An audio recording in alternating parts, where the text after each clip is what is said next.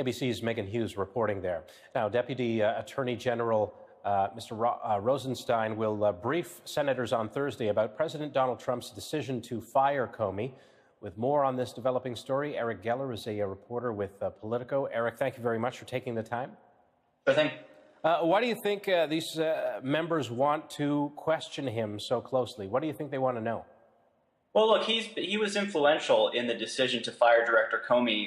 Either you believe the official White House account, which is that President Trump asked essentially for his opinion of Director Comey, and he wrote this memo, and then the president subsequently fired Director Comey, or whether you believe that the president was going to do this all along, as he has said, and Mr. Rosenstein wrote this letter to sort of give him cover. Either way, he's an incredibly important person in this discussion. He's somebody that the Senate confirmed overwhelmingly. The yes votes were in the 90s, and now you have, of course, a lot of Democrats saying, well, hang on a second, you've sort of risked your credibility here by participating in this action that we think is very suspect. And so I think you are going to see Democratic senators question him about his credibility, about exactly what he wanted and what he didn't want out of this whole situation.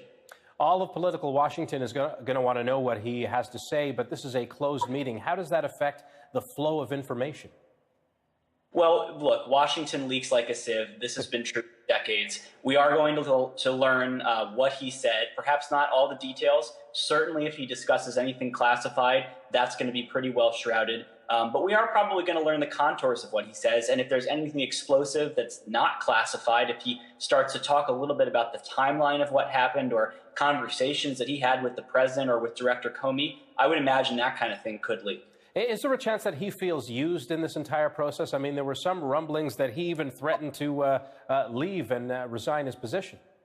That's right. That has been reported. I don't have that personally confirmed, but certainly reliable sources have reported that. And it would certainly fit with what he has been known for throughout his career, which is somebody who is a well-respected person on both sides of the aisle, a career prosecutor, again, somebody who was overwhelmingly confirmed to his post. I can certainly imagine, I don't know this, but I could certainly imagine that he does feel used, that he feels like he wrote a memo that was essentially requested by the president for a purpose, and he has perhaps been hung out to dry. But I mean, we'll see what he tells senators on Thursday.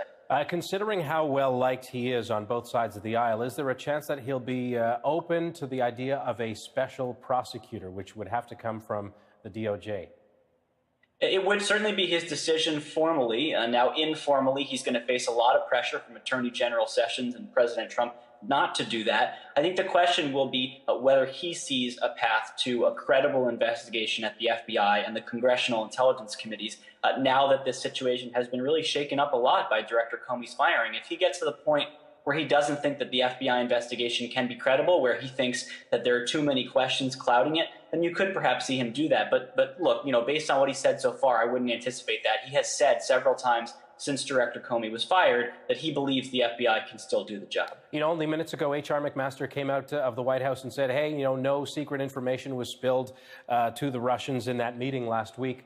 We also heard last week that there could be a taping system in the White House. Does this make it even more urgent to figure out what is on tape in that building? All of these questions come back to the handling of classified information, intelligence sources and methods, our relationship with Russia. These are all really crucial questions, and I think you are going to see Congress continue to press because that is an important question, especially for lawmakers who have had conversations with the president and are now concerned about where those tapes are and who has access to them. Eric, last question. In Canada, we've been watching this for weeks and months now, and a lot of people are stunned by what's going on. When you saw what happened last week, what went through your head? What was your impression of everything that's happened so far? Well, I will admit I had publicly predicted that the president wouldn't fire Director Comey. I had assumed that he would perhaps not want the sort of spectacle that instantly arose around his decision.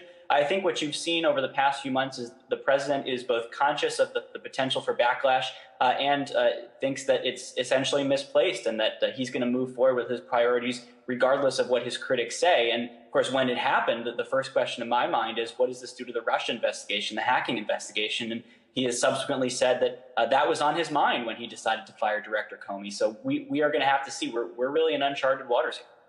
We know that you are very busy. Eric Geller with Politico, thank you very much for taking the time. Thank you.